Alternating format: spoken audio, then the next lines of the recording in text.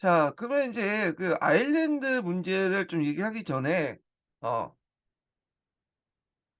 그 여기 보면 인제 아메리카, 남아프리카 연방에 대해서 잠깐 설명할게요. 요거는 지금 연연방이 아니냐 이렇게 물어보시는 사람이 있더라고요. 근데 남아프리카 연방 같은 경우에는 1961년 제가 찾아봤어요 한번 쉬는 동안. 61 년에 탈퇴를 했더라고. 예. 탈퇴 이유가 뭐냐면 이 남아프리카 연방 같은 경우에는 인제 영국의 식민지긴 한 그 영국의 그 연방이긴 한데 문제는 여기 구성원들이 백인들이지만 영국인이 아니에요. 영국 후손들은 이제 소수에 불과하고 대부분 보호인들이거든요. 그러다 보니까 영국에 대해서 그렇게 감정이 안 좋아. 그래서 결국에 1960 년에 이제 탈퇴를 했다. 61 년인가요? 하여튼 그래서 지금은 연령방이 아니에요, 여기는요. 예. 자, 그러면 이제 아일랜드 관련된 문제를 볼게요.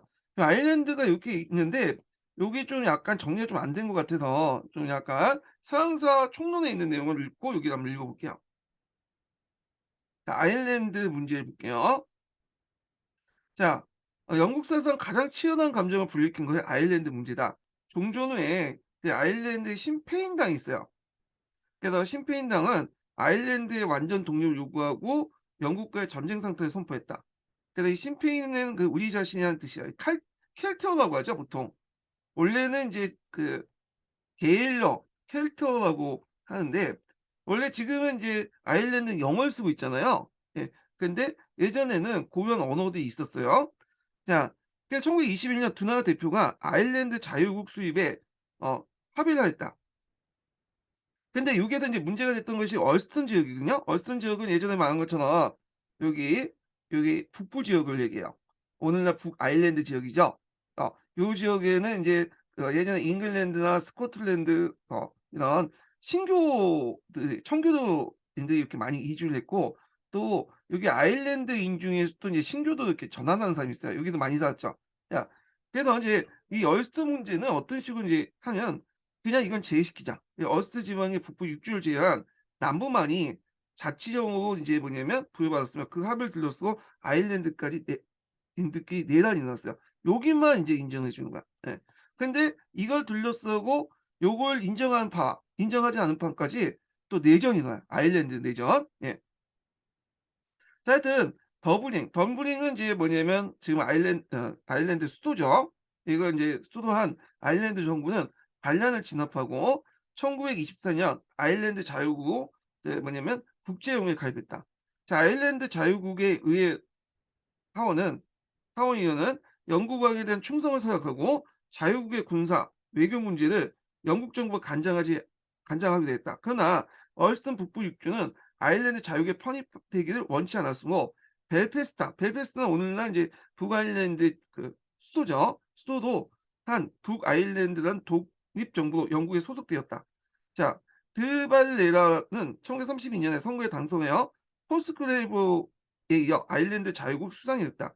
그 공식 명칭 수상해오는 행정부 의장이었고 그는 에일레 대통령이 되었다. 후에 그래서 원래 이 아일랜드 자유국은 그 영령방에 속하고 영국 왕의 충성을 서약을 하잖아요. 근데 아일랜드 자체가 이제 잉글랜드에 대해서 별로 사이가 안 좋은데 이게 계속 지속될 수 없었죠. 결국에 그는 여기 코스그레이브는 는 영국 여왕에 대해서 왕에 대해서 충성을 다짐하는 의원 선거를 철폐하고 그 코스그레이브 정부 아래 영국과 맺은 재정 협정을 파기했다. 이렇게 있죠. 예. 이게 이제 드발레르랑 제가 말을 잘못했네. 이거 그가 어 여기가 아니라 문장 보니까 이 사람을 의미한 거죠. 요 사진 속에 있는 사람이 요걸 했다는 거예요. 자, 그래서 인제 그 결과 아일랜드는 상대국의 무분수의 간세를 부과하면서 맞섰다. 자, 아일랜드는 1937년 세원법을 채택했고 에일레라는 이제 국명을 계칭하여 독립주권의 민주국가가 이제 되었다. 1939년 에일레는 영국이 독일과 2차 대전 칠 때 중립을 선포하면서 자유독립군을 가시했다. 그렇죠.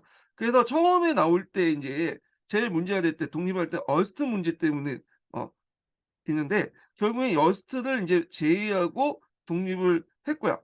그때 그 과정에서 인제 아일랜드인끼리 내전이 났고 결국에 아일랜드 자유국이 인제 되면서 처음에는 인제 뭐냐면 영국 영방의 영영방에 대해서 영국 여왕이 충성했지만 나중에 요 드 발레라는 사람이 등장하면서 충성서력을 뭐냐면 철회하고 영영방을 탈퇴하고 그리고 또 국호도 에일레로 바꿔 버렸다. 이 내용이에요. 예. 그래서 인제 요런 내용들 좀 기억을 해 두시면 될 것 같고요. 지금 아일랜드 에일레는 상당히 지금 영국보다 잘 살죠. 예. 지금 영국이 50,000 달러거든요, 1 인당 GDP가. 근데 이 아일랜드는 지금 100,000 달러가 넘어. 그래서 이제 관세를 철폐하고 아니 세금을 많이 깎았죠. 그래서 외국 유명한 IT 기업이나 금융업을 대거 유치하면서 이 아일랜드가 20년 전까지는 그렇게 잘 사는 국가가 아니었는데 이러면서 이제 뭐냐면 급속하게 성장을 하게 돼요. 그래서 지금은 거의 100,000 달러? 그러니까 지금 영국의 2배 정도의 어떤 소득 수준을 자랑을 하고 있죠. 예. 자, 그래서 있고요. 그다음에 뒤에 넘어가서 사회적 개선 아일랜드 관련된 내용을 읽어 볼게요.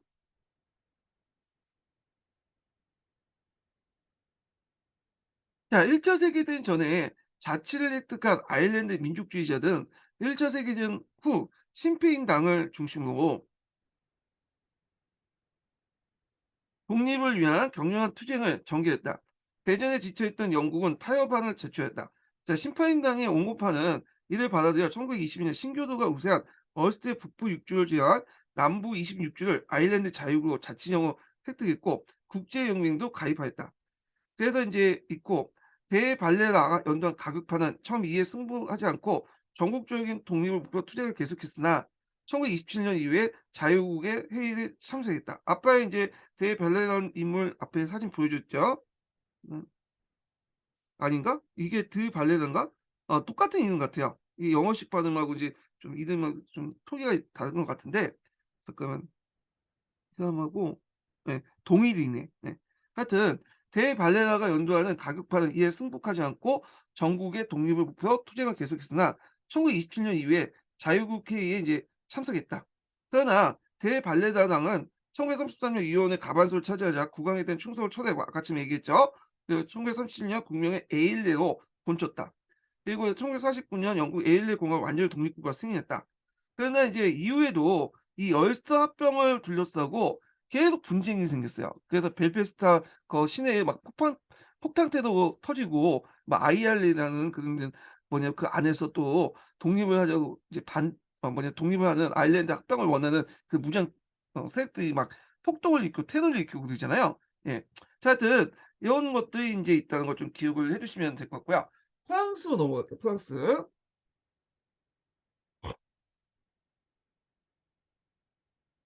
자, 프랑스 같은 경우에는 1차 세계대전 중 직접 전쟁터가 된 프랑스의 피해는 막심했다.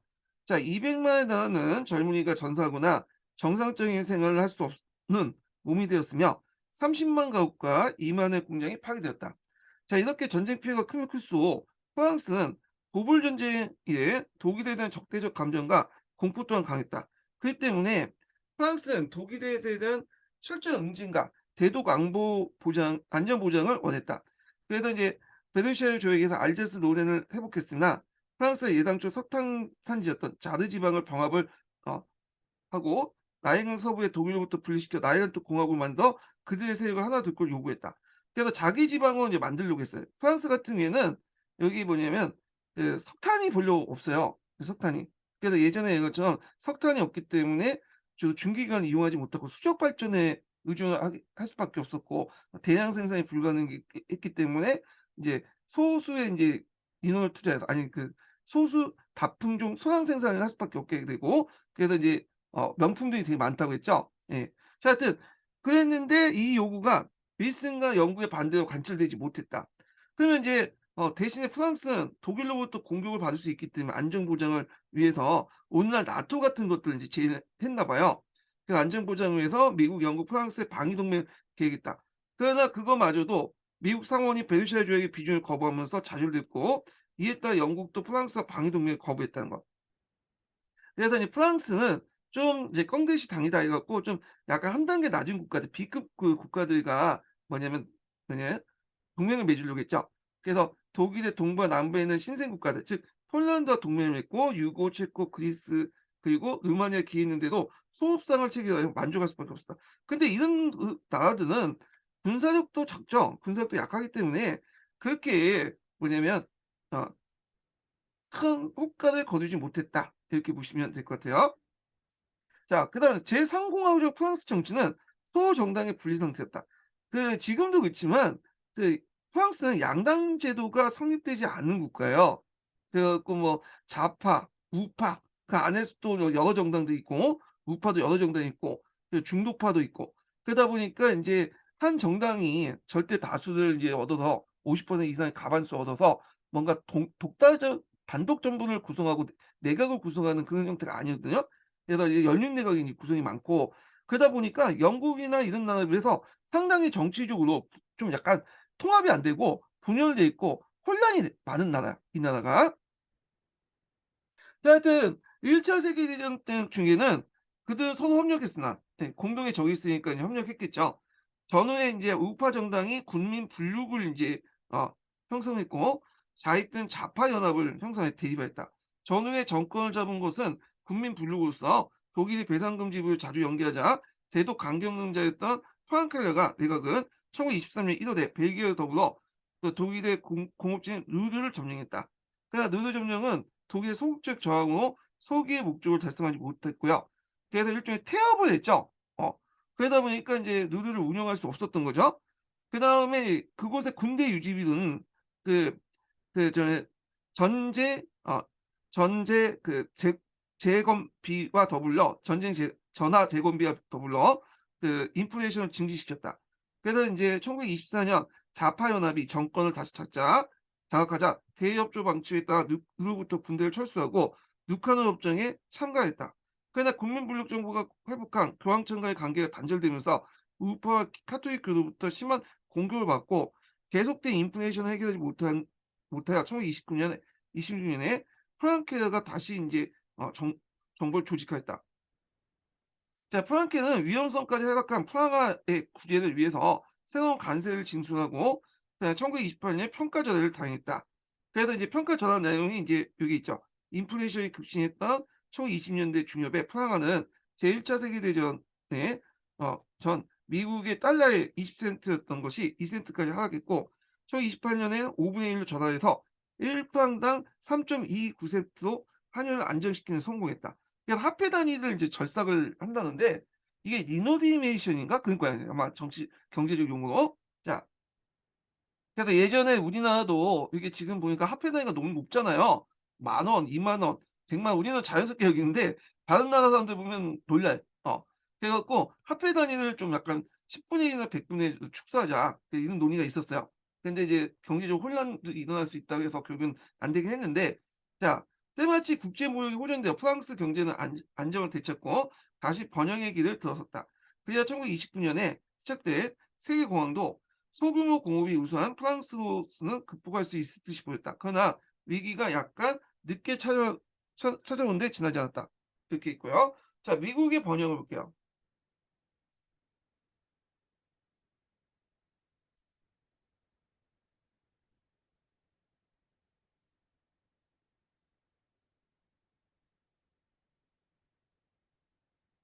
자, 미국이 입은 인적 피해는 전사자 11만 5천 명, 정상자 20만 6천 명이다. 그 자체로서 작다고 할 수 없을지 몰라도 프랑스나 영국에 비하면 별거 아니었으며 미국은 오히려 1차 세계대전의 혜택을 받은 편이었다.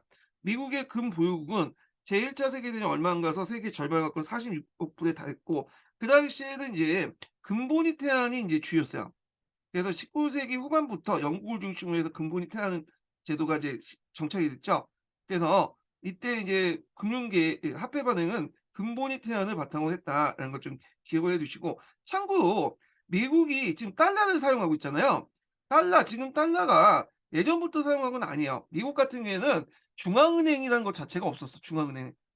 그래서 이제 몇 번 이제 1 중앙은행, 2 중앙은행 같이 중간중간에 중앙은행 만들긴 했지만 이게 연방의 권한을 강화시킨다 해 갖고 되게 반발이 많아서 결국에는 폐지됐거든요. 그러다가 실제로 인제 중앙은행이 생긴 건 이제 20 세기 초에 대공황이잖아요, 미국이. 그래서 그걸 이제 대비하는 과정에서 이제 우리도 중앙은행의 필요성을 느껴서 미국이 이제 중앙은행을 만들게 되고요.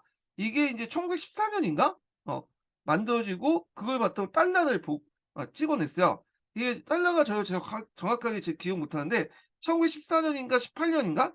아마 14 년인 것 같은데 요때 찍어낸 거야. 예. 그 우리가 생각하는 지금 달러라는 게 요때 이제 처음으로 나온 거예요. 예.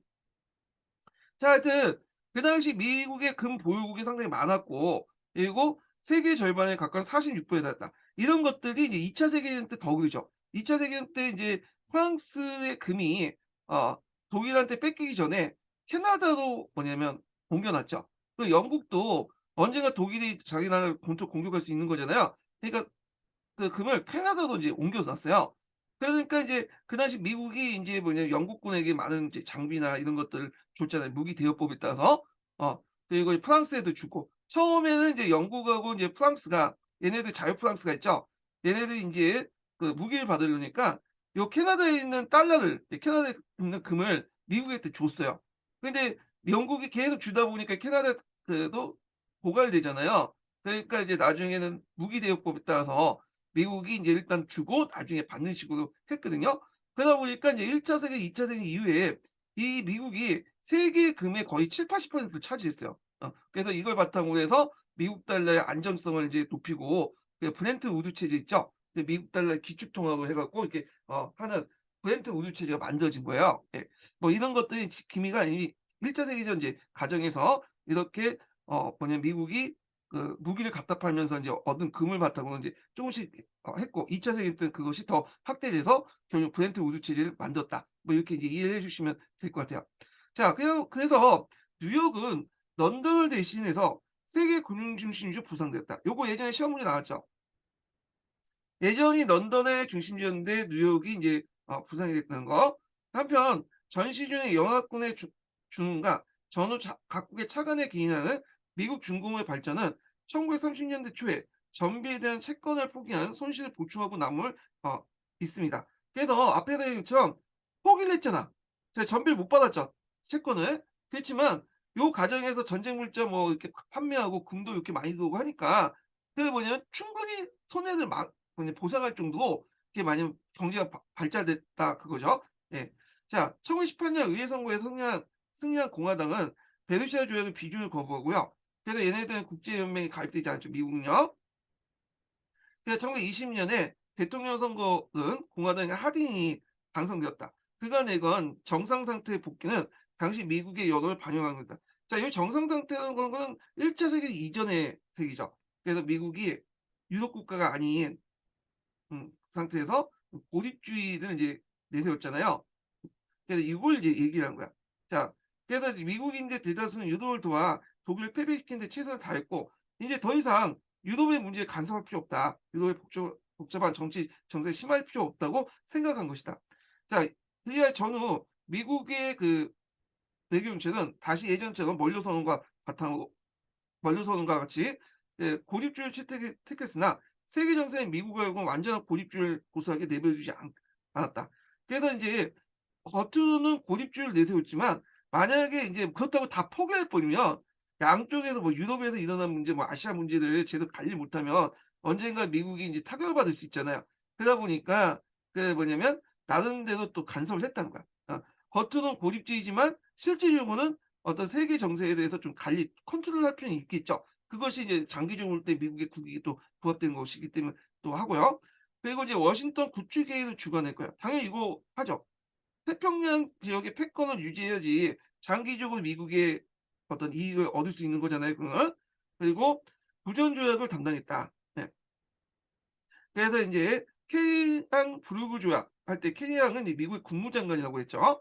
자 그 전후 미국 고시 중 부분적이었다. 하딩에 의해서 공화당 대통령을 계속 승리한 콜리지와 후보는 백악관의 주인이 되었으며 자 요게 다 이제 앞에서 얘기한 그 대통령 있죠. 콜리지나 후보나 이런 그 뭐냐면 하딩이나 다 공화당 대표들이야. 공화당 출신이죠. 예. 그래서 이제 연속으로 전후에 공화당이 집권을 했다. 이렇게 좀 기억을 해 두시면 될 것 같고요. 그래서 인제 있고 여기를 인제 그 보면 이런 그 공화당이 집권한 20 년대를 일본 그 미국에서는 뭐라고 하냐면 잃어버린 세대라고 해요. 잃어버린 세대. 이 세대는 이제 미국이 세계 물질적 번영을 배경으로 낭비와 쾌락을 추구했던 시대였고, 그다음에 국제적 책임 회피, 물론 이제 일본은 간섭을 했겠지만 도덕적 해이, 그리고 방향 감각이 뭔가 상실됐고 흥청망청 이제 쓰던 그 시대였거든요. 자, 이런 잃어버린 세대의 문화들이 문화예술에 많이 반영이 돼요. 그래서 위대한 개츠비 같은 그 소설책도 그렇게 만들어지거든요. 하여튼 뭐 이렇게 이제 문화 세대가 있었다, 이렇게 보시면 될 것 같고요. 자, 그래서 이제 쭉 얘기해 볼게요. 특히 콜레지 시대는 전례 없는 호황기였다. 자, 기업은 번창하고 날로 퍼졌으며 공업 생산 일대 비약기를 맞이하여 미국의 경제와 정치는 이들 기업인들의 좌우되었다. 그래서 이제 잃어버린 세대에 관련된 내용이 여기 나와 있죠. 예. 사람은 너나 할 것 없이 증권시장에 드나들었고, 요란스러운 재즈 음악으로 거리는 흥청거리고 여자들은 짧은 스커트를 입었다. 기이하게 이제 1919년에 금주법, 이게 이제 유명한 법이죠. 예. 그래 갖고 이제 그 당시, 이게 주로 이제 여성 단체들이 이제 주도를 했거든요. 왜냐면 술을 먹고 남자들이 계속 집에 와서 자기 두들겨 팬다는 거야. 그래서 뭐냐 주 술을 못 만드는 그런 법을 만들었어요. 그래서 주류 양주와 판매가 금지됐지만 오히려 이런 것들이 이제 부작용을 했죠. 밀주가 성행하고 범죄 또한 급증했는데 술을 공식적으로 못 만들다 보니까 거기에서 이제 지하 세계에서 주로 인제 마피아 같은 조직, 이탈리아 마피아 조직들 있죠. 이런 데에서 이제 만들고 이들이 그걸 바탕으로 해서 세력도 키우고, 그래서 대표적인 게 이제 알카포네 같은 사람들 있잖아요. 그러니까 오늘날 약간 카르텔하고 비슷한, 멕시코 카르텔하고 비슷한 그런 이제 형태가 된 거야. 자, 그러니까 나중에 인제 이게 뭐냐면 실효성이 없고 오히려 범죄 조직들만 키운다 해 가지고 결국에 폐지가 됐죠, 이게. 자, 경제적 부흥과 범죄와 타락이 동거하는 소란스러운 시대였다. 잃어버린 세대라고 했던 그 시대죠. 그런 가운데에서 이제 미국인들의 생활 수준이 착실하게 향상되고 있었고, 그래서 미국의 자동차 보유는 세계 80%, 전화는 61%, 1923년 석유 소비량은 프랑스의 1 인당 어 37kg에 대해서 프랑스는 956kg 정도의 엄청난 보여주고 있었다. 그래서 크루이지가 영원한 번역 구간은 무리가 아니었다. 자, 프리지가 영원한 번영을 무리 구가한 것도 무리가 아니었다. 자, 그렇게 있는데, 자, 그리고 인제 여기에서 이제 볼 수 있듯이 이런 것들이 그 당시엔 좋았죠. 근데 그 안에는 또 사회적 양극화라는 문제가 등장했어요. 그래서 요렇게 즐길 수 있었던 사람들은 좀 상위 계층들이었고요. 중상층 정도 상위 계층. 대부분 하위 애들은 뭐냐면 어 이런 일자리에서 이제 있긴 있지만 저임금을 받았죠. 이런 것들 인제 하면서 인제 부자는 되게 부자가 되고 가난한 사람이 되게 가난해지고, 이 저임금을 받은 이 노동자 수가 늘어나면서 구매력이 떨어지잖아요. 이런 것들이 기업의 판매량에도 영향을 주고 결국에는 금융시장에 영향을 주게 되죠. 이게 이제 대공황이 된 거야. 그래서 이런 화려한 시대 이면에는 양극화가 일어나고, 이런 양극화가 구매력 부족으로 일어나서 결국에는 대공황에 영향을 줬다. 이렇게 이제 기억을 해 두시면 될 것 같아요. 자, 그다음에 바이메르 공화국을 볼게요. 바이메르 공화국.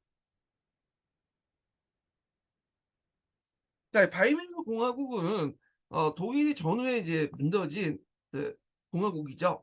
네, 1919년 7월 달에 이제 만들어진 공화국인데, 보면 자, 전후 가장 어렵고 비참한 상태에 놓인 것은 독일이었다. 자, 패전 혼란 속에서 스파르타쿠스, 앞에서 인제 그 얘기한 로마 시대 때의 공 그 노예발란단 지도자의 이름을 딴 그 공산당이 만들어졌죠. 후에 이제 독일 공산당이 됐는데, 자, 스파르타쿠스로 알려진 독일 공산당은 공산혁명에 시도했으나 실패했다. 자, 그래서 그 부분의 앞부분에 얘기를 했어요. 1919년 2 월에 20세 이상의 남녀 보통 선거로 선출된 국회가 그 당시 유서 깊은 바이메르에 소집되었고, 독일이 연방공화국임을 선포하고 노동자 출신의 사회민주당 엘베트가 그 대통령이 되었다. 이 사람 정도 이름은 외워두시겠죠. 그래서 사회민주당을 중심으로 카톨릭 중앙당과 전에 진보당, 자유당 우파가 새로 결성된 민주당이 연립정권이 수립되면서 베르사유 조약을 비준하고 바이메르 헌법을 채택했다는 거예요. 자, 이 바이메르 헌법은 그 당시 상당히 이제 뭐냐면 제일 민주주의 헌법이었어요. 예. 그래서 이제 그 내용을 보면 바이메르 헌법 내용을 보면요, 당시 매우 민주주의 헌법이다. 그래서 18개 연방대표 구성된 참의원이 있었으나 참의원은 이제 일종의 상원이라고 보시면 돼요. 자, 사실상 입법권 20세 이상의 남녀 보통 선거를 구성된 국회에 있었다. 그래서 이제 하원이 있었다. 이렇게 보시면 되고. 자, 그다음에 인제 있고 전 국민이 직접적으로 선출할 수 있는 임기 7년의 대통령이 있었죠. 그래 가지고 그다음에 조약 체결권, 내각 조직 해산권, 군통수권, 국회 해산권 등 비교적 많은 권한을 가지고 있었고 그다음에 제일 결정적인 게 뭐냐면 비상시에 긴급령을 발동해서 비상대권을 부렸는데 이거 후에 하근이 되었다. 자, 이게 상당히 이제 중요한 건데 이 비상대권이 이제 뭐냐면 약간 긴급 조치하고 비슷하다고 보시면 돼요. 우리나라 긴급 조치. 예. 그래서 이거는 오히려 비상시에만 발동을 하는 거야. 아. 그래서 이걸 통해서 인제 뭐 헌법을 좀 무력화시킬 수 있고 대통령이 인제 집권은 인제 활동할 수 있는 여지가 있는 건데 이게 이제 나중에 문제가 생겼던 게 뭐냐면 신덴베르크 때 문제가 생긴 거예요. 이 신덴베르크는 그 칸넬 칸넨베르크의 영웅이잖아요. 그래서 이것 때문에 이제 대통령이 됐던 사람인데 이 사람이 인제 나중에 이제 누구한테 그 내각을 맡기냐면 히틀러한테 맡기죠. 히틀러가 그 당시 1 당이었으니까 여기에 맡겼는데 이 히틀러가 한때 그 당시 이렇게 신데베르크 나이도 많고 좀 약간 이제 그 당시에는 정신이 왔다 갔다 했어. 그래서 신데베르크를 뭐 협박을 하든지 하여튼 그 사람을 잘 설득시킨지 모르겠는데 자기가 원할 때 이 비상대권을 대통령 이름으로 바 발 발의를 해요. 비상대권을. 그래 가지고 결국에는 이제 어떤 일까지 있었냐면 비상대권을 발의해서 아예 바이메더 헌법을 일시 중진시킨 다음에 수권법을 통과시키죠. 수권법을. 그래서 결국에는 인제 뭐냐면 행정부가 입법권까지 얻게 된 거잖아요. 결국엔 바이에르 공화국을 아예 몰살시켜 버리죠. 이 헌법 자체를. 예, 헌정을 중지시키는데 이 비상대권이 나중에 이 히틀러 같은 사람들에 비해서 악용이 된다. 요거 좀 기억을 해 두시면 될 것 같아요. 자, 그러나 인제 보면 정책 위반과 실시는 내각 수반의 권한이었고 이게 인제 뭐냐면 수상의 권한이죠, 수상. 내각은 국회에 대해서 책임을 졌다. 그래서 대통령의 권한은 컸긴 했지만 자잘한 이제 내정 관련된 권한은 이 수상이 있다. 이렇게 보시면 돼요. 자, 필요한 경우에는 기업을 국유할 수 있으나 사유재산 상속권을 보장됐으며 국민의 노동권도 확인할 수 있었고 노동자의 단체권과 단체 교섭권을 헌법으로 인정했죠. 예. 그래서 이게 상당히 민주적인 거죠. 그 당시에 미국도 그렇지 않았어요, 미국 헌법에. 예. 그래 갖고 요 내용들 좀 기억을 해 두시고요. 관련된 내용 한번 읽어 볼게요. 예. 자, 여기 보면 바이메르 공화국 헌법이 있는데 이게 몇 페이지야? 741 페이지네요. 자, 바이메르 헌법을 보면요. 독일은 공화국이다. 국가 권력은 국민으로부터 나온다. 국회의원은 비례대표제 원칙에 따라 20세 이상의 남녀 평등, 보통 평등 직접 비밀 선거. 이건 상당히 민주적인 거죠. 예. 그래서 대통령은 전 국민 독일 국민이 선출되고 그다음에 159 조하고 165 조가 인제 본데 노동자 단체권과 단체 교섭권을 인정했다는 거예요. 상당히 파격적이라는 거야. 파격적. 자, 그래서 상당히 의미가 있다. 자, 근데 이 바이메르 헌법 그에서 출발한 바이메르 공화국은 여러 가지 문제점이 있어요. 예. 일단 뭐냐면 이게 그 독일이 스스로 만든 게 아니죠. 외부의 압력 때문에 어쩔 수 없이 그렇게 인제 했던 거잖아요. 패전의 산물이었다는 거. 바이에른 공화국 자체가. 그리고 또 두 번째는 독일 국민들이 다수는 패전을 믿으려고 하지 않고 오히려 등에 칼을 맞았다는 전설에 매달렸다.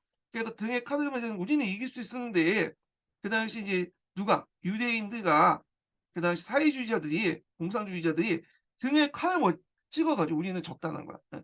그래서 이건 아마 독일이 그 당시 이제 1 차 세계 전쟁이 주로 독일 바깥에 있었기 때문에 많은 독일 국민들은 전쟁에 참여하지 않는 많은 독일 국민들은 그렇게 전쟁에 대해서 뭐 이렇게 직접적인 타격을 안 받고 있었던 안 받고 있었기 때문에 그런 인식은 좀 가질 수는 있어요. 예. 자, 그렇기 때문에 바이에른 공화국은 좌우와 극자 극우부터 이제 동시에 공격을 받았죠.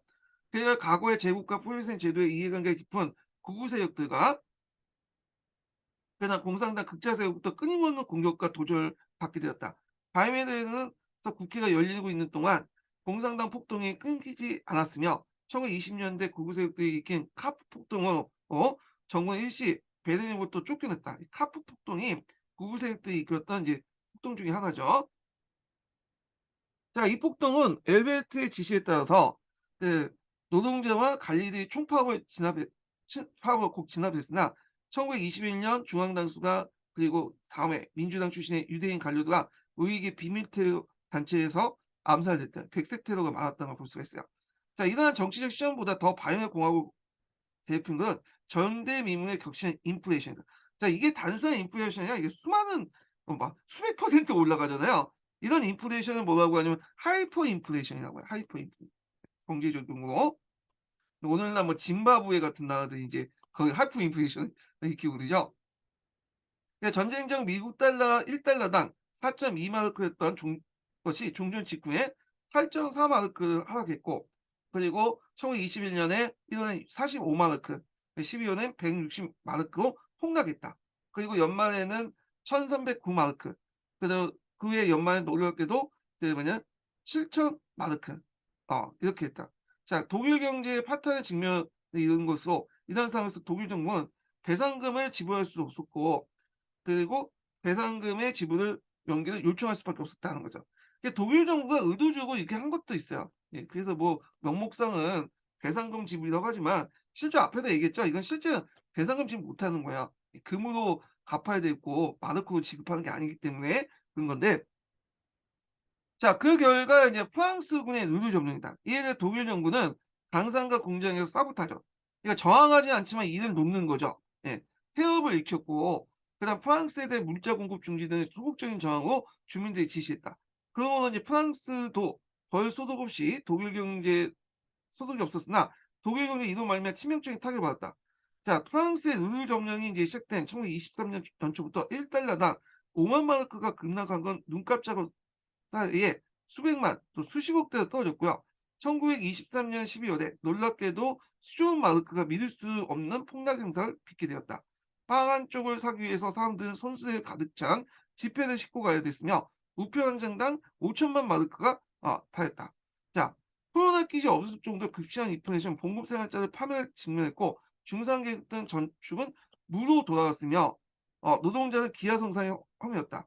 그래서 인제 여기에서 요 노동자 입장일 때는 그런데 오직 산업자본가 입장에서는 되게 쉬웠죠. 왜냐면 보통 인제 은행들한테 돈을 빌려서 사업을 하잖아요. 그런데 이제 원리금이나 이자가 되게 높은 하이퍼 인플레이션 상황에서는 실제로 그냥 후지 조각이 돼 버린 거야, 후지 조각. 그러니까 쉽게 채무를 쉽게 뭐냐면 손쉽게 갚을 수 있고 또 중소기업도 흡수하고 이제 거대한 이제 사업체가 형성되죠. 그래서 인제 이렇게 인제 했는데 이것이 오히려 독일의 수출 산업 그 경쟁력을 높이는 요인도 돼요. 왜냐면 이게 이제 재벌들 입장 올 때는 이제 뭐냐면 빚을 갚아야 되기 때문에 연구 투자 R&D 같은 것들 잘 못 하잖아요. 그런데 이제 빚을 다 갚기 때문에 자연스럽게 R&D 투자 금액을 더 늘릴 수가 있죠. 그러다 보니 기술에 뭐냐면 기술 발전에 좀 더 이렇게 돈을 더 많이 투자했어. 원래 독일 자체가 기술이 되게 발달된다는 건데 거기에다가 기술 발전에 또 올인하다 보니까 수출이 늘어날 수밖에 없죠. 이 수출은 주로 인제 수출 대금을 받는 거는 달러나 파운드 받지 마르크 받지 않잖아요. 그러니까 이런 것들이 나중에 인제 뭐 독일 경기에 기반이 되긴 해요, 또 알게 모르게. 자, 한편 인플레는 정치적 극우와 극자 세력을 강화시켰고 원래 경제가 뭐냐면 피폐해지면 그 극단이 인제 극단주의가 판을 치게 돼 있어요, 어느 나라나. 그래서 이제 극우 진영에서 무명의 히틀러가 그 무엔의 맥주집에서 폭동을 시도한 것이죠. 무엔 폭동이 하는데, 자, 이 폭동을 진압하고 나서 히틀러가 인제 8 개월 동안 복역했는데 그때 감옥소에 있을 때 나치스의 경정이 된 나이투쟁이 대부분 이때 집필했다. 요 나이투쟁은 예전에 기출문제 나왔죠. 예, 요거 기억을 꼭 해 두세요. 나이투쟁. 그래서 이제 나이투쟁 내용을 이제 좀 보면 예전에 나왔기 때문에 좀 정리하고 나갈 이렇게 간단하게.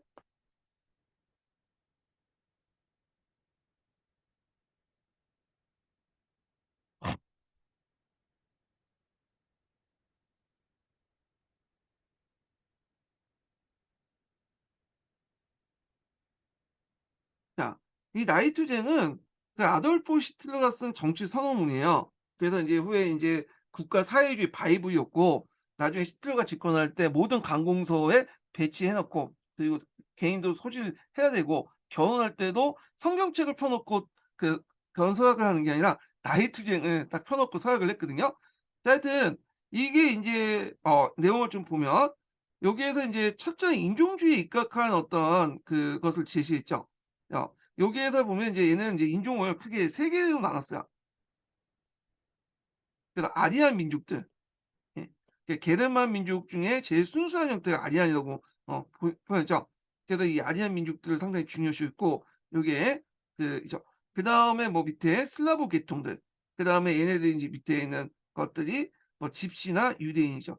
이 집시와 유대인은 당연히 박멸 대상이고, 슬라브 계통들은 나라들 인제 주로 러시아나 동유럽은 요 아리안 또 밑에 게르만 그 민족들을 위해서 생활 공간을 넓혀 주는 어떤 땅을 이용해 다 슬라브 거주민들. 그래서 동유럽과 러시아를 점령해서 슬라브 게르만들이 살 수 있는 생활 공간을 확보해야 된다. 그리고 그 밑에 살고 있는 슬라브족들은 자신들의 어떤 노예를 삼아야 된다. 뭐 이런 식의 이제 책을 내용을 써요.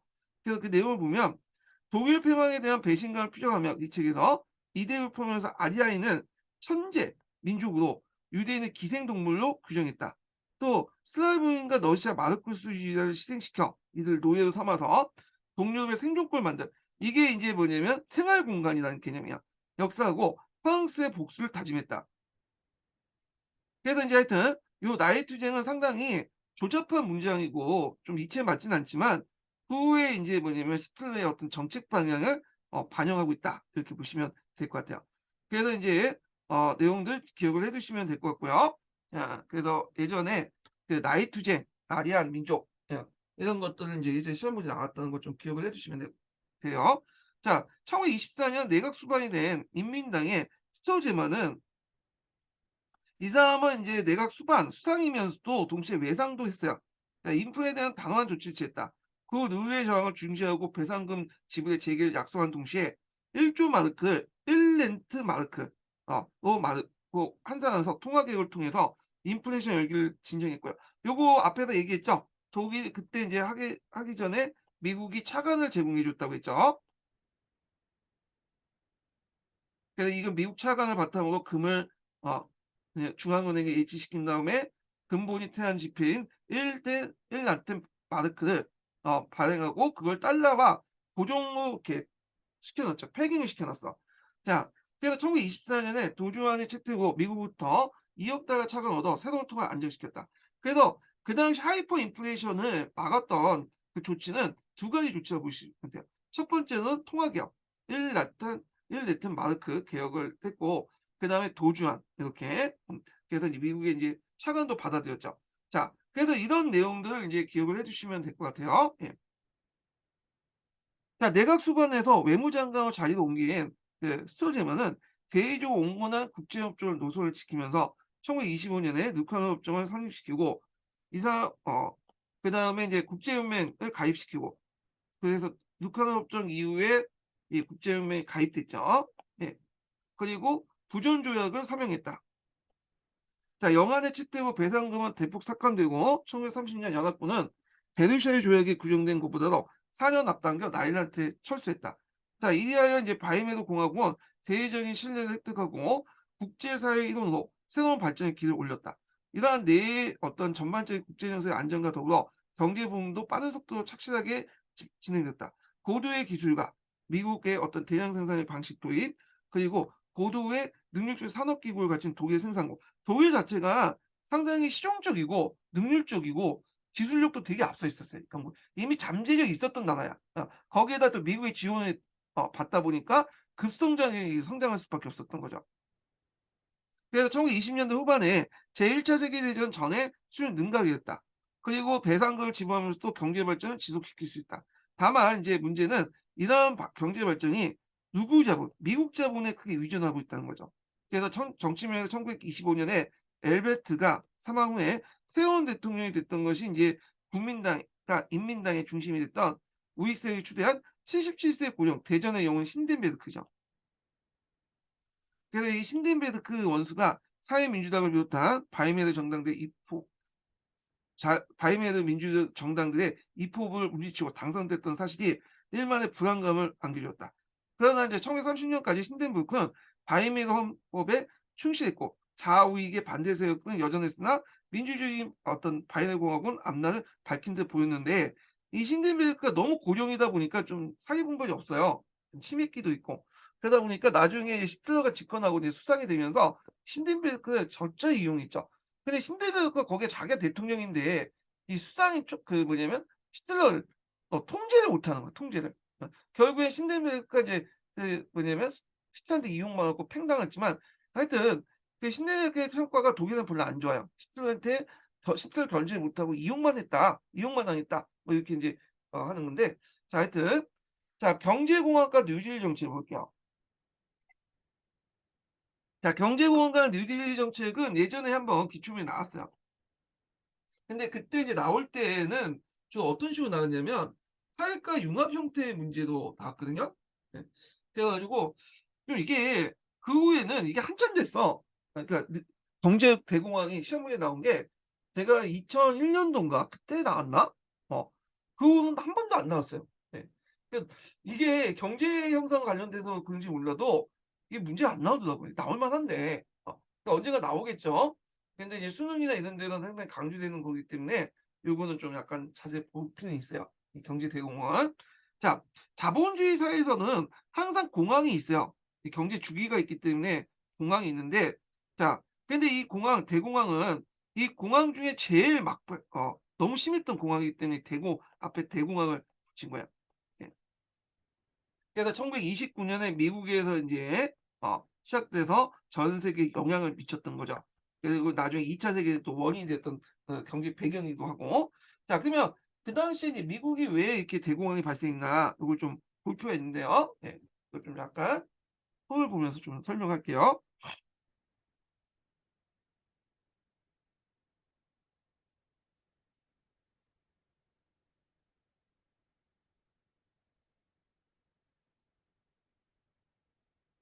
자 여기 보면 자 여기 보면 이제 미국의 국내 요인이 있어. 일단 생산 과잉 1920 년에 생산 과잉이 일어났고 근데 앞에서 말했지만 그 어떤 양극화 현상도 일어났죠. 잘 먹고 잘 사는 사람은 뭐냐면 그 막 노화되고 막 자기 본차 뭐 사치를 즐기는데 대부분 노동자들은 임금이 억제됐어. 그리고 거기에 자장농이 몰락했고 대량 생산하면서 농산물 가격이 폭락되는 그런 거거든요. 자 그러다 보니 이런 것들이 대다수가 구매력 저하 상태에서 그냥 주식에만 돈이 왕창 몰린 거야. 어. 그래서 이걸 좀 노동자들이나 자장농이 좀 분배를 해 줘야지.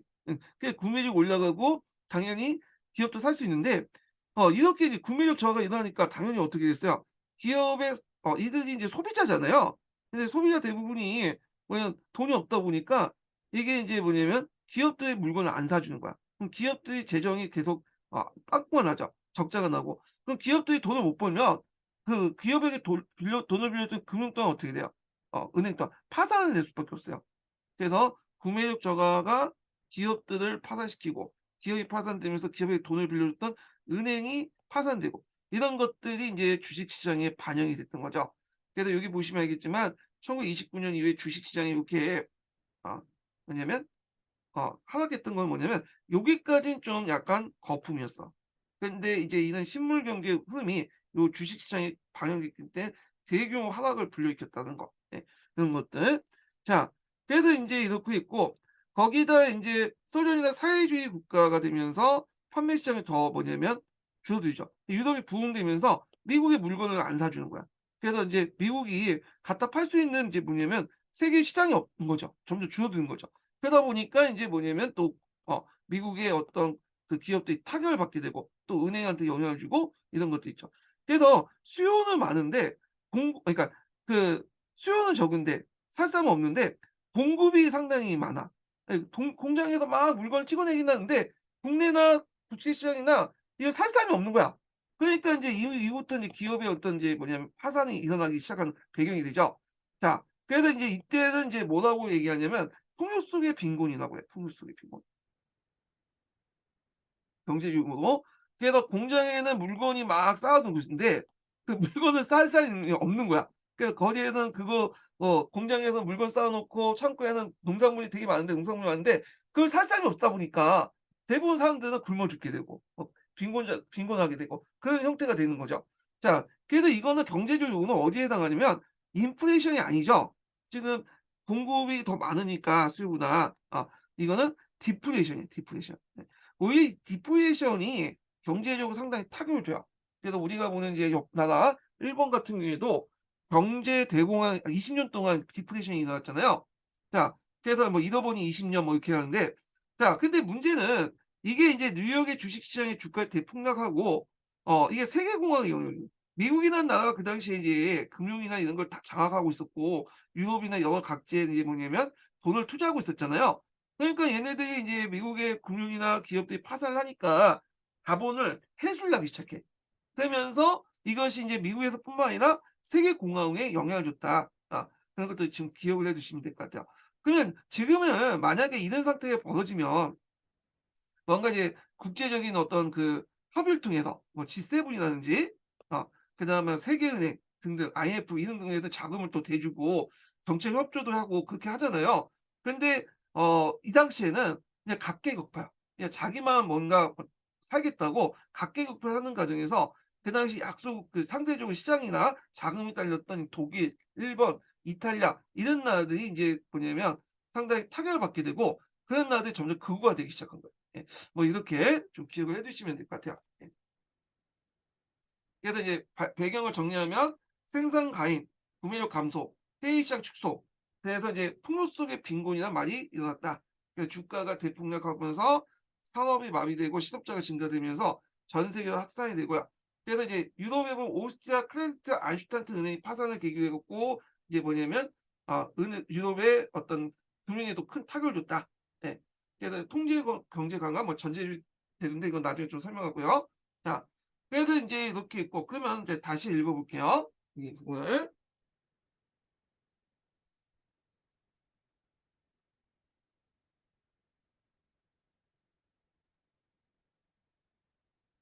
자, 요거 읽기 제가 두 번째 인증번호 얘기했는지 모르겠는데 두 번째 인증번호는 27 번입니다. 예, 두 번째 인증번호는 27 번이에요. 예.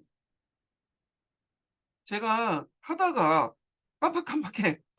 그래서 하다가 이제 인증번호 같은 경우에도 얘기한 것 같은데 그냥 안 할 수도 있고 그래서 제가 이제 얘기하다가 뭐 한다고 말하다가 이제 안 할 수도 있거든요. 그래서 그냥 제가 적당히 뭐 두세 개 부르면 그 두세 개 적어 놓으시면 될 것 같아요 그냥 그 밑에다가요. 예. 자, 그래서 1920 년대 후반부터 세계 대전의 상처가 아물고 복구와 부흥이 결실하여 유럽의 비롯한 세계 각국의 안정을 되찾고 국제 협조가 고조되어 평화가 정착된 듯이 보였다. 특히 미국은 다른 교종과가 달리 일찍부터 기업의 전성시대를 맞아요. 세계 경제를 주도하면서 번영을 부과했다. 자, 이런 미국의 아무런 예고 없이 1929 년에 주가가 대규모 폭락을 하게 되죠. 그 첫 징조가 뉴욕의 증권시장의 주가의 폭락이었다. 자, 증권시장에 발생한 공황은 순식간에 금융업이나 농업 그리고 공업에 파급되어 문을 닫는 은행이 속출되고요. 농산물 가격이 폭락했으며 공업과 기업, 공자가 기업이 연쇄적으로 도산하고 실업자가 급증했다. 자, 이런 현상들은 이미 예전부터 있었어요. 경제 공황 전부터. 근데 경제 공황이 시작되면서 이런 것들이 가속화됐다. 가시화됐다. 이렇게 보시면 돼요. 자, 이런 미국의 경제 공황은 전 세계에 파급되어 전 세계적인 공황이 진전되었다. 1929 년에 32년 사이에 세계 무역은 60% 이상 감소하고요. 세계 물가는 3분의 1에 급락을 했다. 앞에서 얘기한 것처럼 요건 인플레이션이 아니에요. 예. 디플레이션이야. 대공황이라는 용어도 이제 영어로 그레이트 디플레이션이에요. 그레이트 디플레이션. 예. 그래서 대규모 물가 하락 현상을 얘기하는 거죠. 그리고 전 세계의 실업자 수는 3,500만에서 5천만으로 추산되었다. 자, 이러한 세계공황은 모처럼 평화와 안전 기조에 금을 가게 했고 경제 정책에 큰 변화를 초래한 동시에 민주주의 국가의 좌절을 가져오고 바이에르 공화국의 치명타를 가면서 전체주의를 특색에 가져왔다. 그래서 이제 요거 그거에 대한 결과죠. 결과. 자, 경제공황의 타격은 진원지인 미국의 경우 가장 심했다. 그래 갖고 이제 1929년 이래 공업 생산은 50% 이상 감소했고, 그다음에 아 최악의 시기는 시기의 실업자 수는 전 노동 인구의 3분의 1에 해당하는 1,600만에 달했으며, 농민의 수입은 약 60%가 줄고, 그다음에 이제 48개 주의 은행 중 47개 주의 은행이 문을 닫거나 예금 인출을 제한했다. 자, 종전 후에 이제 줄곧 정권을 담당했던 공화당 후보 대통령, 요거 제대로 타개를 못 했죠. 예. 그래서 이 후보 대통령 같은 경우에는 뭐냐면 자유방임주의를 계속 내세웠어요. 경제 에도 불구하고 "시장이 알아서 해결할 것이다."라고 얘기했죠. 그래서 개인적인 자유와 책임을 강조하고 "시장이 모든 문제를 해결할 것이다." 이렇게 넋놓고 있었던 거죠. 예. 그래서 인제 이때 인제 대통령 된 사람이 이제 루즈벨트인데, 오랫동안 공화당 대통령이었다가 오랜만에 민주당 대통령이 됐던 거죠. 그래서 이 루즈벨트 같은 경우에는 때부터 인제 지지세력이 쪼금씩 변화가 나. 원래 공화당 같은 경우에는 북부 흑인들이 정당을 지배했던 거고, 민주당 같은 경우에는 남부 백인들 중심의 정당이었거든요. 예, 고정적인 지지층이 있었어요. 근데 이 루즈벨트가 사선을 했잖아요. 네. 5대 대통령이었어요, 이 사람이. 근데 이게 오래 할 수 있었던 배경이 뭐냐면, 이들 지지 세력들을 통합을 했었던 거야. 예. 그래서 북부나 남부, 흑인과 백인을 통합을 했어. 이걸 이제 루즈벨트 연합이라고 하거든요. 그래서 이때부터 조금씩 이 흑인과 북부에서 민주당을 지지하기 시작해. 지지하기. 그래서 이런 의미가 조금씩 보이다가 나중에 1960 년대에 흑인 민권 정책을 인제 민주당이 펼치잖아요. 그러면서 완전히 이제 지지 세력들이 바뀌게 된 거죠. 헤쳐 모여서 결국에는 이 공화당 지지 세력들은 여기 민주당 표가 된 거고, 여기가 공화당 세력이 된 거죠. 근데 그 기미가 이미 민주당의 누리베트부터 보였다. 요렇게 보시면 돼요. 자, 이 사람이 대통령에 취임하면서 뉴딜 정책이고 인제 알려진 일련의 획기적인 공항 타겟 정책을 했다. 자, 이 뉴딜이라는 것은 뭐냐 하면, 보통 이 포커를 나눠줄 때 인제 이게 카드를 나눠 주잖아요. 카드를 나눌 때 또 하고 나서 또 카드를 또 바꾸고 하죠. 그래서 카드를 이렇게 새롭게 나눠 준 거, 새 판을 짠다는 뜻이야. 우리가 카드를 나눠 주고 다시 이제 카드판을 짤 때처럼 새 판을 짜는, 기존의 어떤 파라다임을 보내서 새로운 파라다임을 만든다는 거죠. 새로운 판을 짠다는 거죠. 자, 그래서 이 뉴딜리 정책은 단순히 임기응변적인 공안 타겟을 넘어서 경제 획기적인 전환이다. 그래서 인제 뭐냐면 정부가 직접적으로 간섭하죠.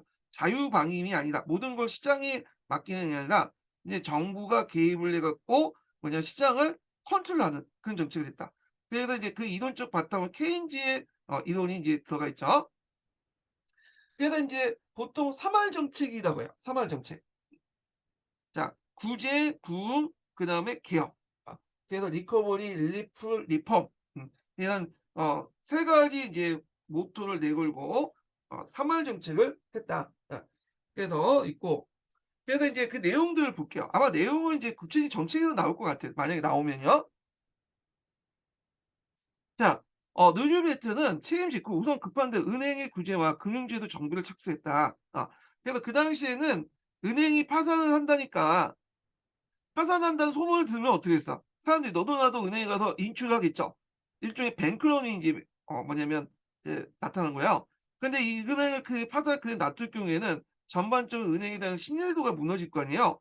그러니까 이런 뱅크런이 확대 재생산될 수 있잖아. 그래서 정부가 개입을 해서, 연방 정부가 개입해서 은행을 인제 규제하겠다. 그러니까 오늘날 공공 자금을 투 투 투입해 갖고 은행에 돈을 대줘서 은행이 파산하지 못하도록 하게 한 거야. 그래야지 이제 예금자들이 신뢰를 가지고 계속 은행에 돈을 맡길 수 있는 거고, 뱅크런을 방지할 수 있는 거잖아요.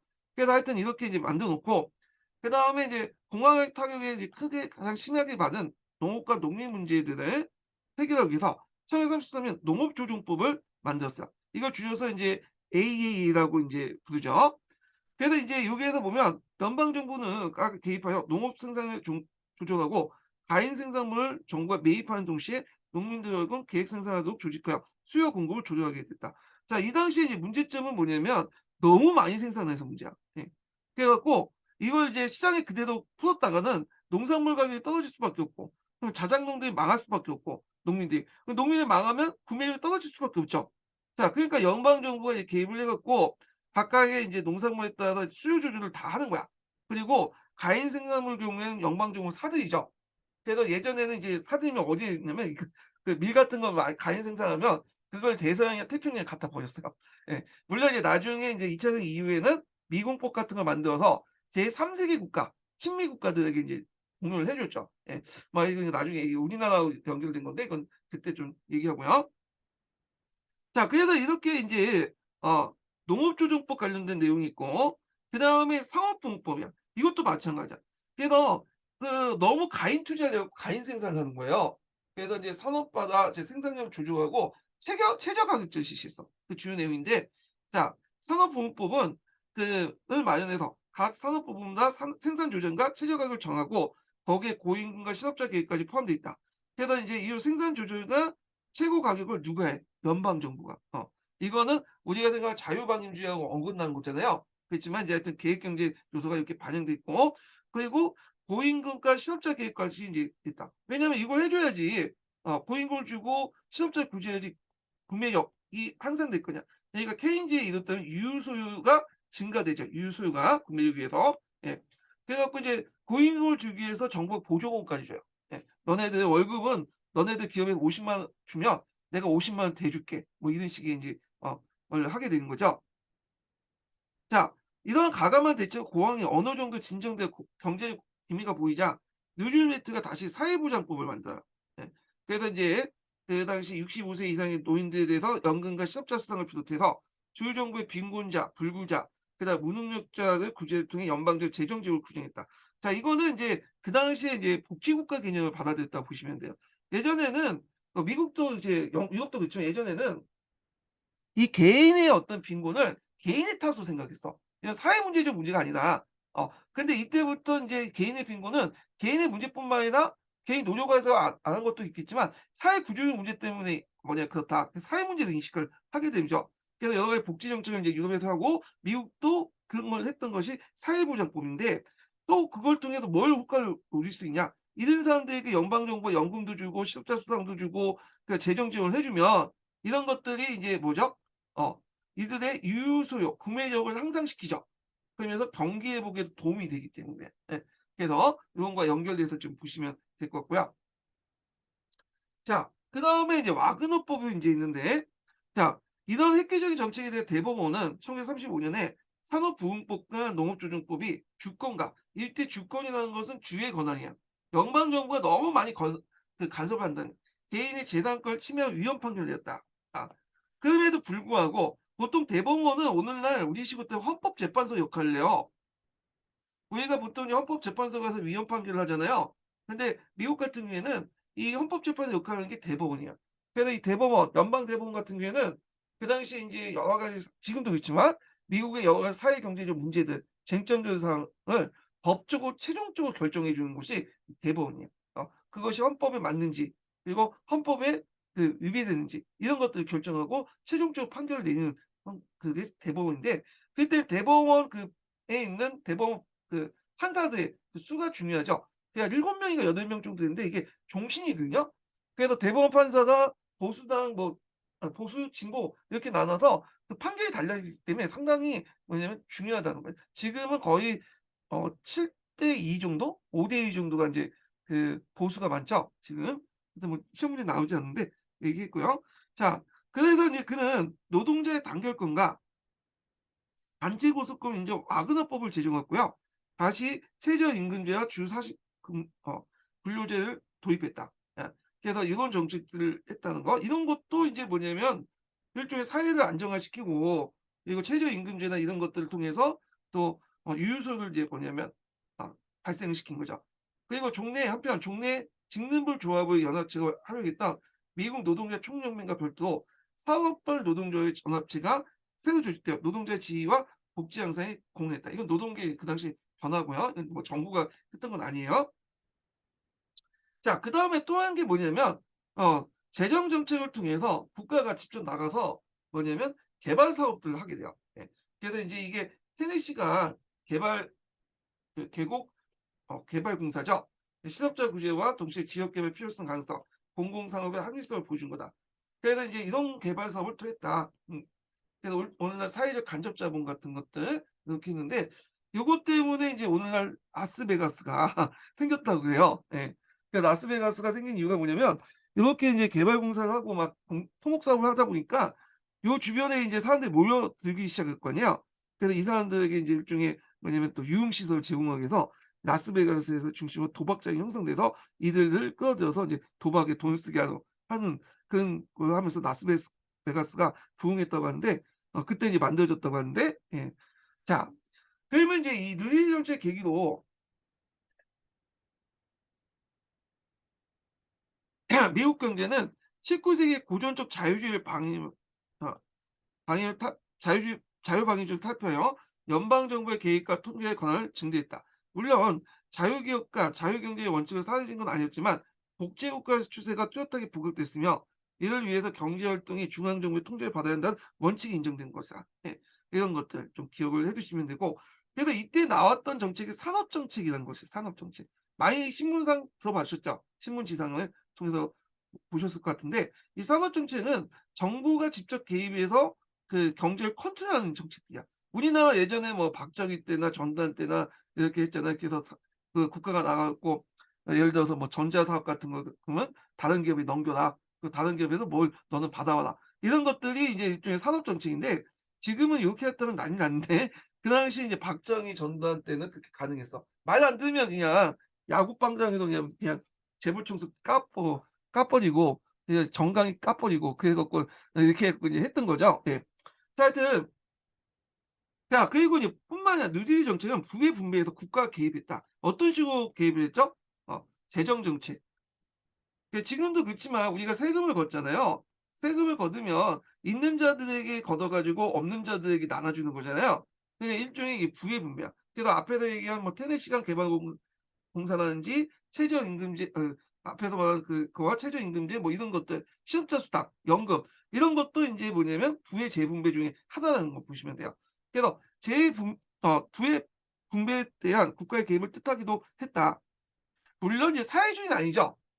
왜냐하면 이런 그 사유재산을 인정을 하고 이런 걸 했는데 자본주의를 인정하는 과정에서 거기에 계획경제적 요소를 완전 반영시켰다 이렇게 보시면 돼요. 그러나 가장 부유한 자를 깎아내리고 빈곤의 다수를 상쇄시키면서 피라미드형의 부의 분배가 다이아몬드로 이렇게 병행시킨 거다. 그래서 종전에 요런 식의 양극화가 심했죠. 그러다 보니까 이 구매력이 상실되는 게 아니니까 얘네들 구매력을 올리기 위해서 이렇게 중간층을 많이 만들었죠. 부의 재분배. 얘네들 것을 요쪽으로 넘겨주면 얘를 요렇게 상승시켰죠. 중상층을 많이 만들었다는 거. 자 누이 정책 이후에 미국의 국민층 생산은 계속 증대돼 있고 그것은 분배의 부의 증가를 뜻한다. 자 경제 공황에 대한 누즈베트의 성공적인 대응은 자본주의 탄력성을 보여주고 미국민의 자신감을 심어주었다. 이렇게 했죠.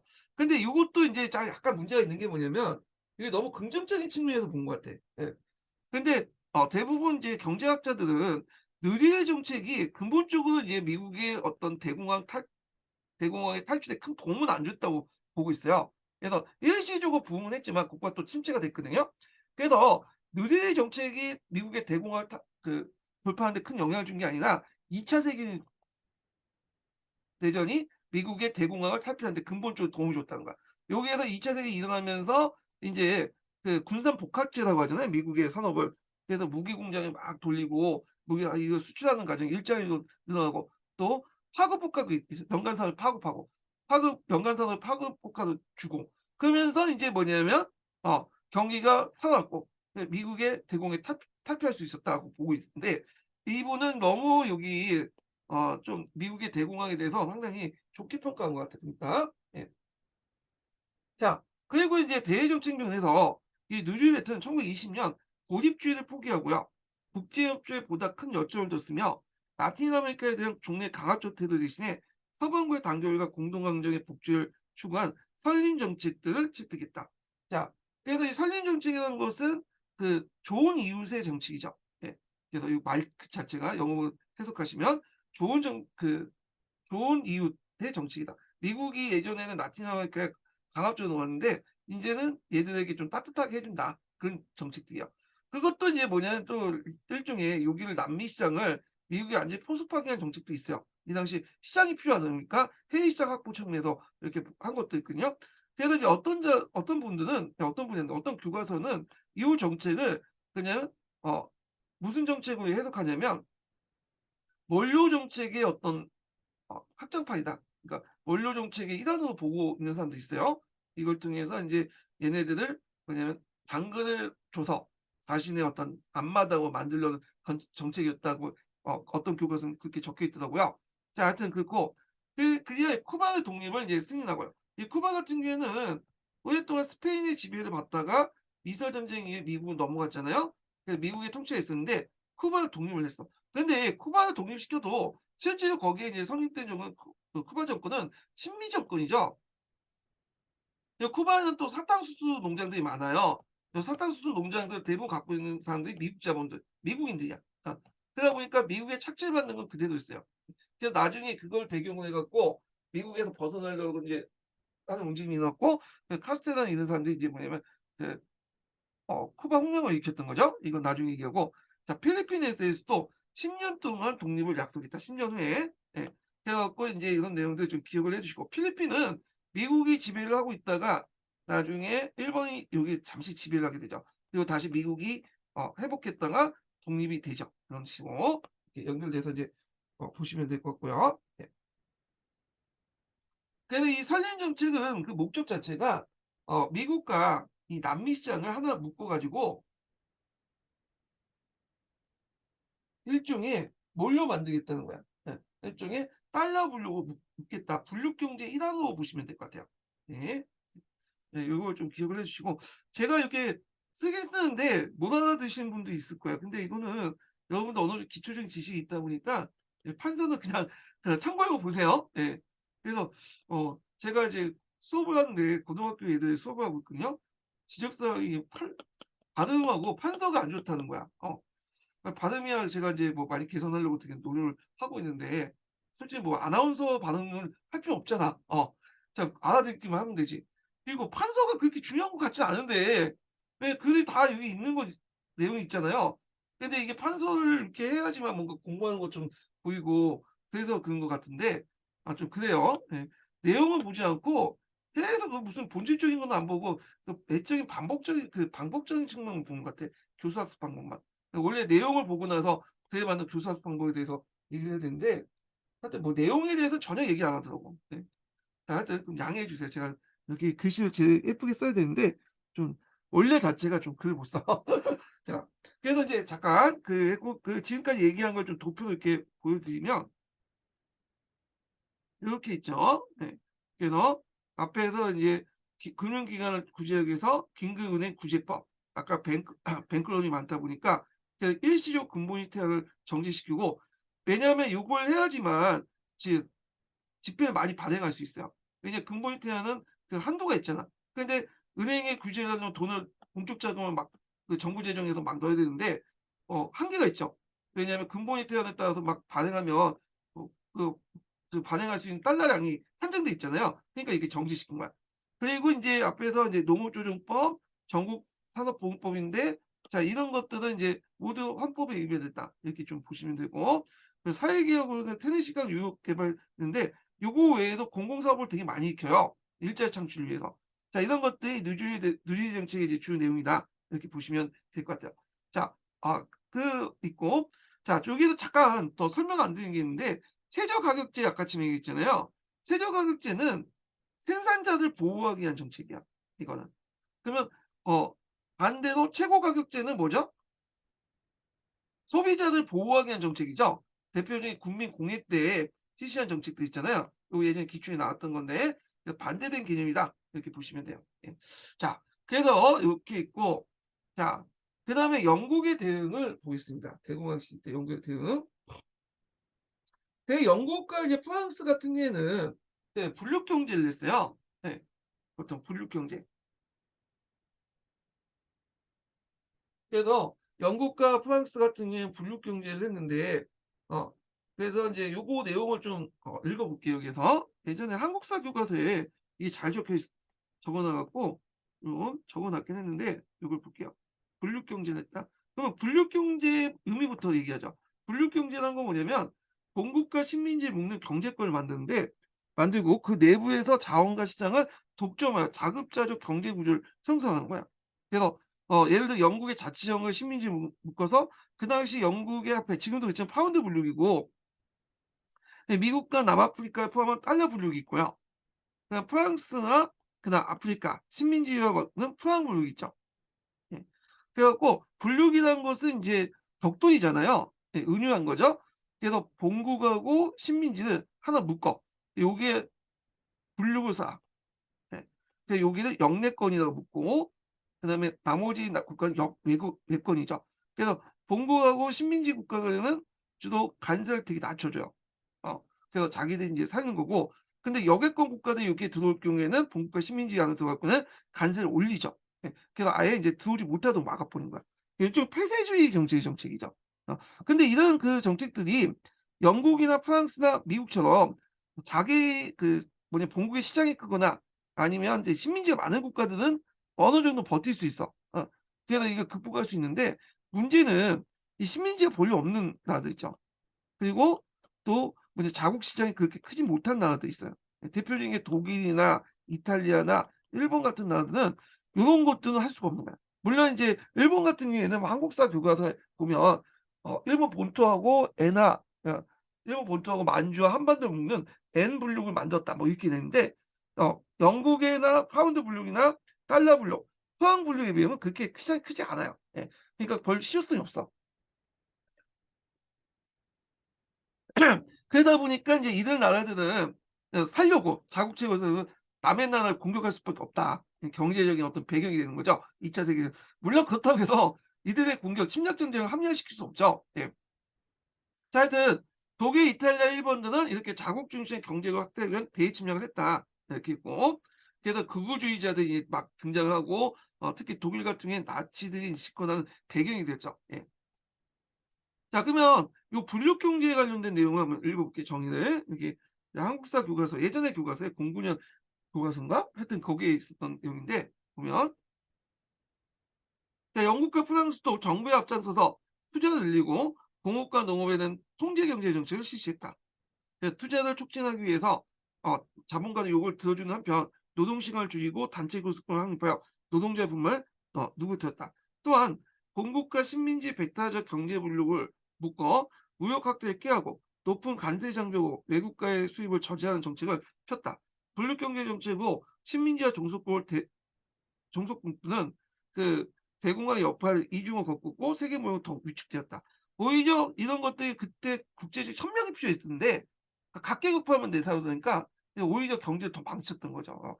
그래서 이런 것들이 문제점, 대공황의 여파도 해 갖고 이렇게 이제 각계격파하는 과정에서 오히려 경제 악순환에 빠지고 결국 전쟁까지 가게 되잖아요. 그래서 그런 문제를 이제 일어날 때 앞으로 이제 국제 협조가 필요하다 해 갖고 브렌튼 우드에서 이제 브렌튼 우드 체제를 만들기 시작한 거예요. 예, 배경이. 자, 그래서 인제 이게 영국과 프랑스는 분육 경제에 나가는 데 반해서 독일, 이탈리아, 일본은 전체주의 형태로 나갔다. 이렇게 보시면 될 것 같아요. 예.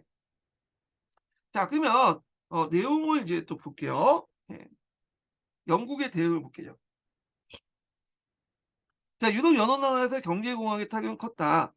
자, 영국의 경우 1929년 공황이 시작되기 전에 진수 선박은 500만 톤이었으나 1931년 불과 18만 톤에 되지 않은 것은 공황의 심각성을 알 수 있다. 자, 수출은 50%, 수입은 43% 감소했다. 자, 노동당 내각은 공황 속에서 막대한 적자를 안고 그들의 정책이 실업수당이나 어 그다음에 사회 산업비를 삭감할 걸 원하지 않았기 때문에 1931 년에 물러났고 보수당과 자유당 그리고 맥도날드가 용도하는 노동당 우파의 연립 내각이 조직됐다는 거예요. 힘을 합쳐야 되겠죠. 예. 그 연립 내각이 조직됐고 이 연립 내각은 실업수당과 사회산업비를 감축하고 근본이주를 폐지하고 그다음에 1930년 보호관을 실시하여 19 세기 이래 자유무역주의를 포기했다. 그래서 이제 대부분 실업수당 산업사업을 감축하고 이건 약간 미국하고 좀 다르죠. 근본이주를 폐지하고 왜냐하면 근본이주에 묶여 있으면 화폐를 발행을 좀 할 수가 없어. 재정 정책을 통해서 뭔가 경제 부문을 해야 되는데 이게 잘 안 됐던 거죠. 미국도 일시적으로 근본이 대안을 중시시켰죠. 그다음에 세 번째로는 1932년 보호관세를 실시했다. 요게 상당히 의미가 있죠. 예전에는 계속 보호관세 실시 안 했죠. 영국만. 다른 나라는 다 보호관세를 실시했는데 영국만이 제국주 시대는 계속 보호관세 실시 안 했잖아요. 근데 이때 가더니 보호관세를 실시했다. 이게 의미가 있다는 거. 그래서 이걸 통해서 자유무역주의를 포기했다는 거. 자, 그리고 인제 이와 동시에 캐나다의 오타와에서 연방회의를 열었어요. 예. 오타와회의라고 인제 하죠. 그 연방의 자치령과 본국이 소전자의 농 소전자의 농산물 후력 공산품에 대해서 특혜 관세를 매긴 한편 외국 상품 여객권에 대해 관세를 높이는 등 서로 경제적 유대를 긴밀히 할 것을 합의해서 분류 경제를 지향했다. 자, 이것은 이제 파운드 분류이라고 하죠. 파운드 분류.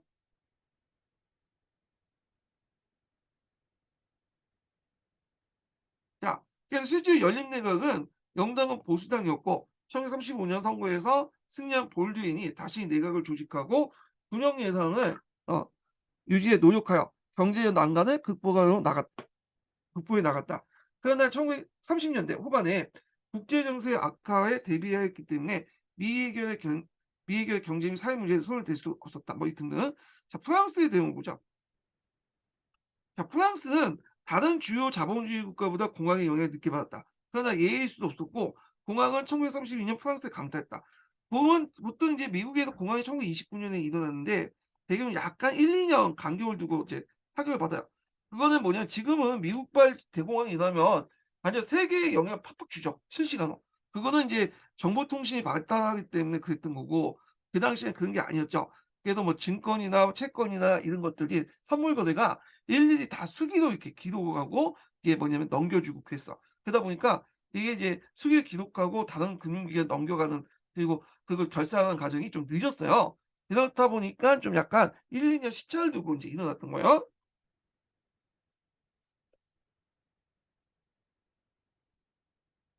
그래서 프랑스는 마찬가지로 재정이 악화되고 실업자 수가 증대되면서 경제난을 난에 당면했다. 그 결과 노사 대립이 격화되고 내각은 빈번하게 교대하였으며 중산계급과 농민의 군필을 바탕으로 항상 인제 경제적 빈곤이 있으면 극우 세력들이 판을 치죠, 극자가. 그래서 그중에 대표적인 파시스트 단체가 활동했는데 앙시용 프랑세즈라는 단체예요. 요거 외워 두세요. 음. 요 단체가 예전에 기충에 나왔어요. 뭘로 나왔냐면 침략적 민족주의. 그러니까 보통 민족주의가 두 가지로 나눴잖아요. 그래서 이제 부흥적 민족주의 또는 통합적 민족주의, 통합적 민족주의는 좀 침략적 민족주의라고 하죠. 그 민족주의 구분할 때 이 앙시앙 프랑스에즈와 관련된 지문이 나왔거든요. 암기해 두세요. 이게 09년 기준이 나온 건데 이거 나올 수가 있어. 쓰라고. 그때 구구 단체 이름이 뭐냐 프랑스에 나타난 앙시옹 프랑스에즈 외우시고 요 단체는 한때는 되게 인기가 많았는데 나중에 이제 독일이 2차 세계 때 어디요? 프랑스를 공격해 되죠. 프랑스 점령당하죠. 그럼 당연히 구구단체면 프랑스를 위해서 해야 되죠. 민족주의를 바탕으로 했는데 근데 이 앙시옹 프랑세지가 독일에 협력을 해 버린 거야. 그래서 사람들이 지지를 잃게 되고 결국에는 나중에 전후에 인제 탄압받고 이제 없어지게 되는데 하여튼 자, 이에 대해서 이 공화주의 세력들은 다시 한번 힘을 가다듬어 단결했다. 그래서 사회당을 중심으로 좌파 세력들이 결합돼서 인민전선을 결성했고 자, 인민전선 관련된 내용은 이제 이 코미테의 지시에도 영향을 줘요. 코미테에서 인제 뭐냐면 파시즘이 등장하니까 그에 대항하라고 이제 지시를 내죠, 사회주의 정당에. 그래서 프랑스 같은 인민전선이 결성이 된 거야. 자, 그래서 1936년 총선거를 승리해서 사회당의 내용 불문이 어 이 인민전선 내각을 조직했고 인민전선 내각을 정치 안정시키고 내각 인민전선 내각을 정치를 안정시키고 경제 위기를 어느 정도 극복했으나 그들이 원했던 복지 정책이나 주요 산업의 부흥적 국유화 등은 별로 성공하지 못하고 1937년에 3월에 사임했다. 자, 그 뒤를 이어 급진사회당의 발란디에가 전체주의 세력의 진출에 대응해 영국과 유대를 강하고 각종 경제적 조치로 경제를 구출하긴 했으나 프랑스는 경제적으로나 정신적으로 극도로 침체에 빠져 있었다. 여기에는 인제 정치적 상황만 좀 나왔는데 프랑스 같은 경우에는 그 당시 불력 경제 같은 것도 인제 실시했다고 나와 있어요. 여기는 안 나왔지만 불력 경제를 실시했다. 그래서 이걸 이제 프랑불육이라고 하죠. 잠깐 요거 인제 읽어 볼게요. 요거는 안 나와 있네. 예, 한국사 교과서 예전에 09년 한국사 교과서인데 은근히 세계사 내용이 되게 많더라고 자세히 실려 있고. 그래서 제가 이제 발췌한 내용이에요. 그래서 이제 프랑스에서는 대공화국 우익 세력들이 몰락하고 자에게 인민전선 내각이 수립됐다. 자, 인민전선 내각은 주 40시간 노동제 실시, 단체 교섭과 확립 등 노동자 생활 개선 추구했고, 그리고 여기 있죠. 식민지 국가들과 분립 경제를 형성하여 대공화국을 극복해 나갔다. 그래서 여기에 프랑군륙을 형성했다. 프랑군륙. 그래서 여기 좀 기억을 해주시면 될 것 같고요. 자, 그 다음에 좀 쉬었다가 이제 그 서양사 개론의 이제 전체주의 태도 관련된 내용을 강조를 하겠습니다.